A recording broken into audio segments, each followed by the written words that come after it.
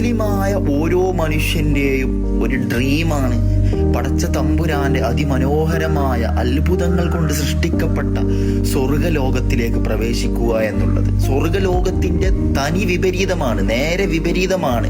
ശിക്ഷകൾ കൊണ്ട് ഭയാനകരമായ, ഒരിക്കലും സഹിക്കാൻ പോലും ഒരാൾ പോലും തിരിഞ്ഞു നോക്കാൻ, രക്ഷപ്പെടാൻ ഒരു മാർഗവുമില്ലാത്ത നരകത്തിൽ നിന്ന് രക്ഷപ്പെടുക എന്നുള്ളത്.